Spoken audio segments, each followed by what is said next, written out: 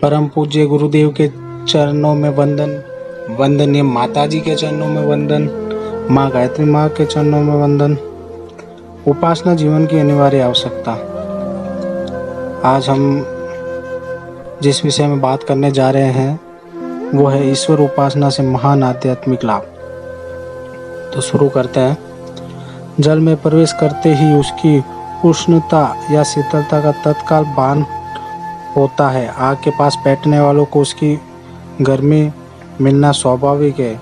किसी भी वस्तु की समीपता मनुष्य के जीवन में अपना विशिष्ट प्रभाव अवश्य छोड़ती है। बुरी वस्तु का संग बुराई पैदा करता है और बली का भलाई। संसार में सभी प्रकार के लोग इसलिए भले आदमी और भली वस्तुओं का सानिध्य प्राप्त करना चाहते हैं। ईश्वर उपासना का अर्थ है ईश्वर के समीप बैठना। जल, अग्नि अथवा वायु की समीपता से जिस तरह मनुष्य तुरंत उसके गुणों का प्रभाव अनुभव करने लगता है, ठीक उसी तरह से परमात्मा का सानिध्य प्राप्त होते ही जीव का आपा विस्तीर्ण होने लगता है, उसकी शक्तियाँ प्रकीर्ण होने लगती है। उस प्रकाश में मनुष्य न केवल अपना मार्गदर्शन करता है अपितु अनेक औरों को भी सन्मार्ग की प्रेरणा देता है। एक ईश्वर धारक की शक्ति इसलिए बहुत बड़ी और ज्वाजलमान समझी जाती है क्योंकि वह सर्वशक्तिमान ज्योति में अंतहीन तो होकर स्वयं भी उनका उत्तराधिकार अनुभव करने लगता है। यजुर्वेद में इस संबंध में प्रकाश डालते हुए कहा है कि जो परमात्मा देव, तेजस्वी, निराकार, व्रण रहित, स्नायु जल से अपरिच्छिन्न, अलौकिक, पाप रहित, कवि, मनीषी, सर्वव्यापी, सर्वशक्तिमान है, वह हमें भी इन शक्तियों से ओतप्रोत करे। इस मंत्र में परमात्मा की उपासना से प्राप्त होने वाले महान आध्यात्मिक लाभों को ईश्वरीय गुणों के रूप में दिखाया गया है। यह गुण अग्नि की उष्णता या जल की शीतलता के ही समान है और जो व्यक्ति उनकी जितनी समीपता में पहुंचता है, इन गुणों का उसी अनुपात में उसके जीवन में आविर्भाव होता चला जाता है और अंत में उसी में लीन होकर जीवन भाव से मुक्त हो जाता है। परमात्मा को सुकर्म अर्थात प्रकाश रूप कहा जाता है। प्रकाश तेजस्विता, निर्दोषता एवं ज्ञान का प्रतीक है। ईश्वर उपासना से जीवात्मा का उत्थान इसी कक्षा से प्रारंभ होता है। जब तक मनुष्य अपने जीव भाव में था तब तक वह अज्ञानग्रस्त था। उसे संसार की वस्तु स्थिति का कुछ भी ज्ञान न था। थोड़े से क्षणिक सुखों की पूर्ति को ही उसने अपने जीवन का उद्देश्य समझा था और भोग में ही लिप्त था। इसका कारण उसका जीवन दोषयुक्त भी था। भोग सांसारिक रोग शोक पैदा करने वाले होते हैं।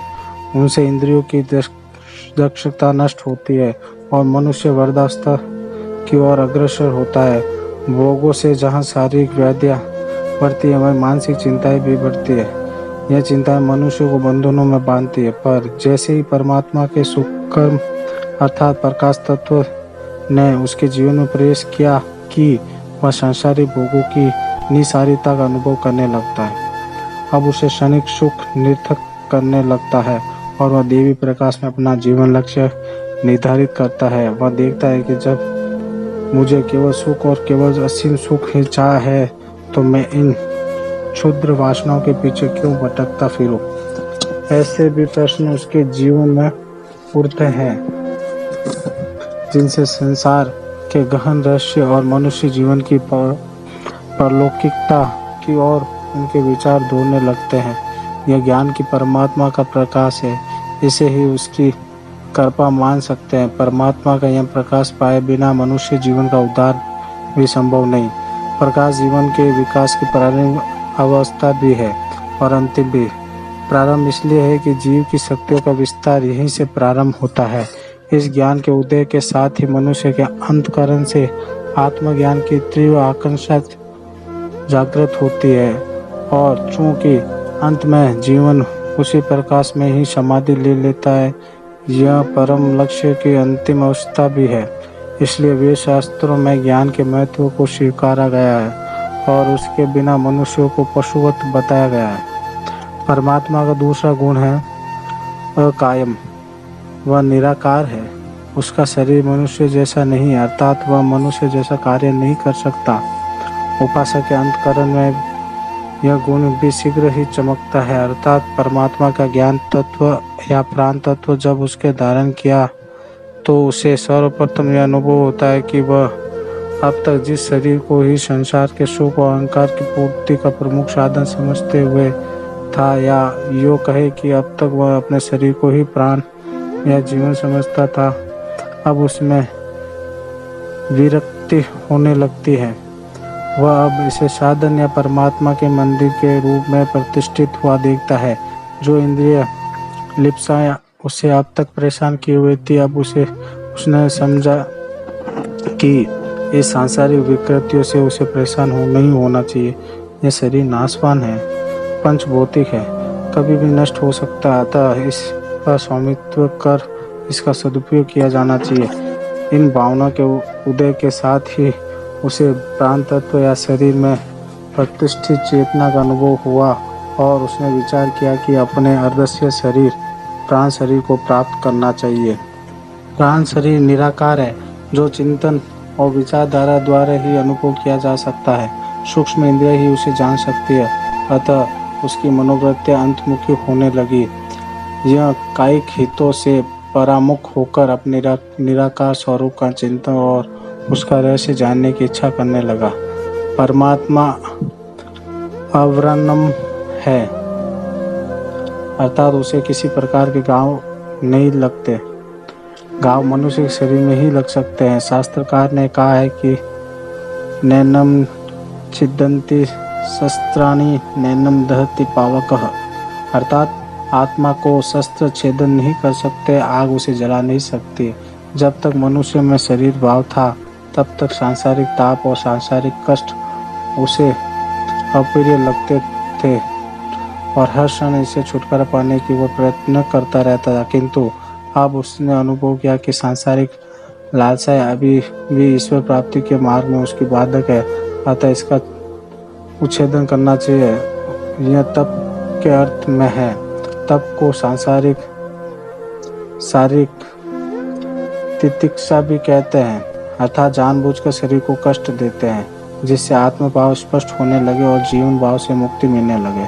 शरीर को कष्ट देने का अर्थ नहीं है कि अस्त्रों से छेदा या आग से जलाया जाए, वरन तितिक्षाओं को जलाना है, जिससे अलौकिक सुख की कामना मर जाए। नियमित जीवन, स्वस्थता, सफाई, जप, प्राणायाम, उपवास, कर्च, चंद्रायन आदि तप कहे गए हैं। इनका उद्देश्य आत्मा को तपाना है और उसे परमात्मा से मिलने के अनुरूप शुद्ध और तेजस्वी बनाना है। किंतु मनुष्य की युगांतरों की दमित वासना इतने शीघ्र नष्ट नहीं हो जाती है। शरीर की यह सफाई ठीक ऐसी है जैसे किसी गंदे नाले में जल डालकर उसकी सफाई की जाती है। सफाई करते समय बहुत दिनों से सतह में जमी हुई गंदगी की सड़ास इतनी तीव्रता से फैलती है कि आसपास वालों का दिमाग बदबू से खराब कर देती है। आत्मोत्थान के विभिन्न साधनों द्वारा भी शरीर में वासनाओं और कामनाओं की एक ऐसी सड़ात उत्पन्न होती है जो मन को झकझोर कर रख देती है। कुछ क्षण के लिए मन को काबू में करना कठिन हो जाता है। इस हलचल की प्रक्रिया को ही अग्नि दीक्षा और प्राण दीक्षा के नाम से पुकारा जाता है और उस स्थिति को संभालने के लिए किसी योग या अनुभवी दर्शक की बड़ी आवश्यकता बताई गई। परमात्मा का अस्त्रावीरम गुण इसी बात का बोध कराता है कि उपासक परमात्मा की प्राप्ति के लिए जब साधन करे तो वह शरीर की चंचलता को हर तरीके से रोके। यह कहते हुए कि परमात्मा की ओर अचल भावनाओं प्रतिष्ठित हुई जीवात्मक सांसारिक चंचलता इंद्रिय की भड़कन या मनोविकास से प्रभावित नहीं होती है। परमात्मा नित्य शुद्ध है, वह अपने उपासक में पाप कैसे देख सकता है। दूध में शुद्ध जल मिल सकता है, गंदा जल तो उसके स्वरूप को ही बिगाड़ देगा। अग्नि में लोहा डाला जाता है तो वह अग्निवर्ण हो जाता है। परमात्मा अपने भक्तों के पापों को इसी प्रकार संहार करके उन्हें नष्ट करते। परमात्मा अपने भक्तों के पापों का इसी प्रकार संहार करके उन्हें नष्ट करता है। यही बात उपासक की ओर से भी होती है। वह अनुभव करता है कि पापपूर्ण जीवन बिताकर परमात्मा को पाना संभव नहीं। वैसे ही पुराने पापों का फल पाए बिना भी उसकी सिद्धि संभव नहीं। इन दोनों स्थितियों में संतुलन रखकर वह अपने पापों का धैर्यपूर्वक प्रक्षालन करता है और परमात्मा से मिल जाने की योग्यता प्राप्त करने में संलग्न रहता है। विचारों से भावनाओं की शक्ति बड़ी मानी जाती है। परमात्मा मनीषी भी है और कवि भी। कविता आत्मा की सर्वव्यापकता की अभिव्यक्ति है। आत्मा जब विकसित होती है तो सारे संसार के सुख दुख में वह अपना सुख दुख अनुभव करने लगती है। यह गुण उपासक में भी उसी रूप में जागृत होता है। उसमें दया, प्रेम, त्याग, उदारता, व्यवहार, सहानुभूति और कष्ट सहिष्णुता जैसे कवि भावनाएं जागती है। अपने स्वार्थों का परित्याग कर उसे परमात्मा में विशेष आनंद में आने लगता है। संसार में जितने भी संत भक्त हुए हैं उन्होंने मनुष्य की सेवा को ही परम धर्म बताया गया है। ऐसा तभी संभव हुआ है जब परमात्मा की उपासना के फलस्वरूप उनका कवि गुण भावनाएं जागृत हुई है। इतिहास प्रसिद्ध घटना है कि वाल्मीकि, अजामिल और सदन जैसे कठोर दुष्ट प्रकृति के व्यक्तियों ने जब ईश्वर की शरण ग्रहण की तो वे इतने सहृदय हुए कि मानवता की सेवा में ही अपना सर्वस्व अर्पण कर दिया। विचार और भावनाओं की सर्वोच्चता में पहुंचने पर उपासक भगवान की परिभू शक्ति का रसास्वादन करता है। ईश्वर सर्वव्यापी है, परिभू है। संसार के कण कण में उसकी सत्ता समा रही है। पहाड़, नदियाँ, सागर, वृक्ष, वनस्पति, सूर्य, चंद्र, नक्षत्र सब उसी के बनाए हुए हैं। सब तो उसी का प्रकाश भरा हुआ है। कण कण में रज रज में वही खेल है। जल थल नभ में ऐसा कोई भी स्थान नहीं है जो परमात्मा से रिक्त हो। यह विराट जगत उसी का स्वरूप है। एक एक तिनके पर उनकी दृष्टि है। किसी का व्यवहार उससे छिपा हो यह संभव नहीं।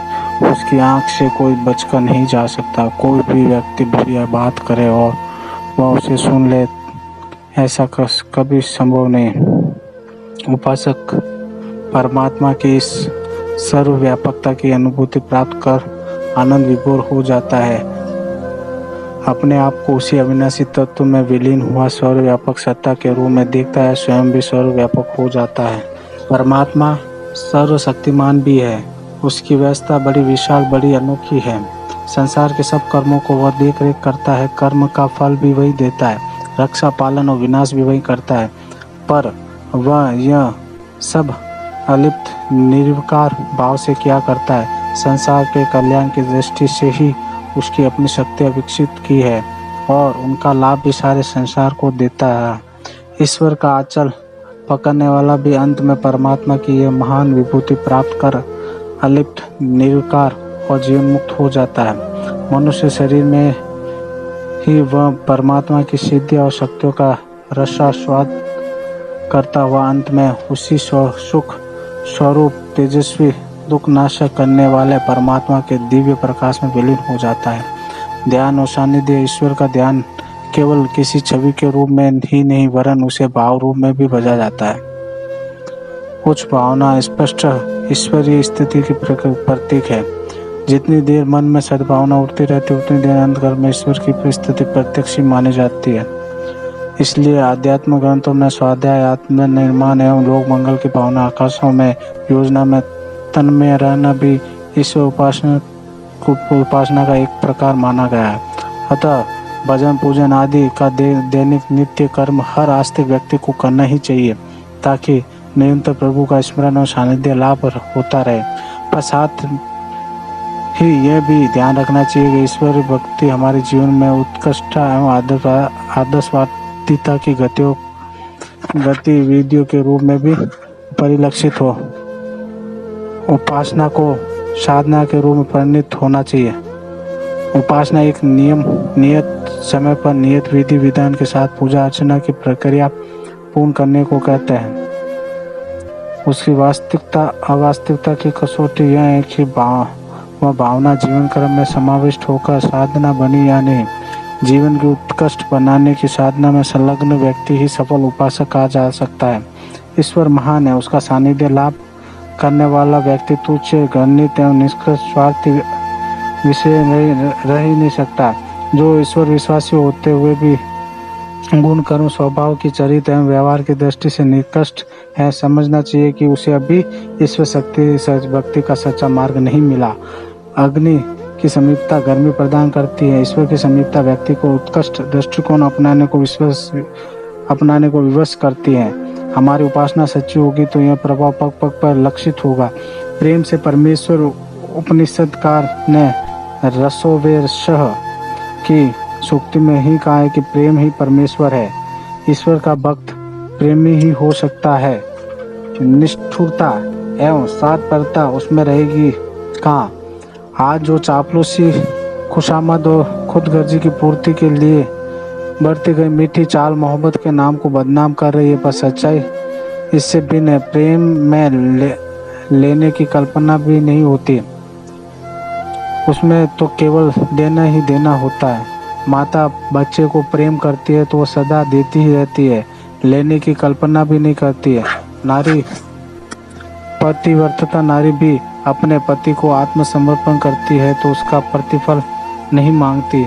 यदि प्रत्यावरण मांगने लगे तो फिर वह पतिव्रता न कहलाकर वैश्या कहलाएगी। ईश्वर से प्रेम करके हम ईश्वर पर कोई एहसान नहीं करते, वरन अपनी प्रेम भावनाओं को त्यागवर्ती को विस्तृत व्यापक बनाने का अभ्यास करते हैं। कल्याण तो केवल इसी मार्ग पर चलने से ही होता है। ईश्वर दिखाई नहीं देता है और ना हमारी प्रेम परिचर्या का वैसे ही प्रत्युत्तर मिलता है, फिर भी हम निरंतर उससे प्रेम करते जाएं। यह साधना हमें व्यवहारिक जीवन में इस बात का भी अभ्यस्त बनाती है कि दूसरे लोग हमारी सेवा, उदारता एवं सद्भावना के फलस्वरूप न हो तो प्रशंसा करें और न बदला चुकाए तो भी हमें अपने ओर से कोई कमी नहीं आनी देनी चाहिए। हम सच्चे प्रेमी बने, ईश्वर से मांगे कुछ नहीं, उसने जो दिया है वही क्या कम है, उसी का हमने क्या सदुपयोग कर लिया। जो और फरमाइश उसके सामने रखते चलते जाए। उससे दुर्लभ मानव शरीर देकर हमें इतना बड़ा अनुदान दिया है कि उस अनुग्रह से हम दबे पड़े हैं। यह शरीर और मन इतना समर्थ है कि यदि इसका ठीक उपयोग कर लिया जाए तो सांसारिक हर प्रयोजन को इन दोनों के माध्यम से पूरा किया जा सकता है। इतने समर्थ होते हुए भी छुटपुट कार्य वस्तुओं के लिए ईश्वर के सामने फरमाइश रखते रहते हैं और उनके न मिलने पर उससे दोष देते रहते हैं और बहुत ही निम्न स्तर का बचकानापन कहलाएगा। हम ओछे बहकाने नहीं वरन ईश्वर के भक्त पुत्र के गौरवशाली स्तर को कायम रखे तो ही ठीक है। आज के लिए इतना ही। जय गुरुदेव, जय माता देव।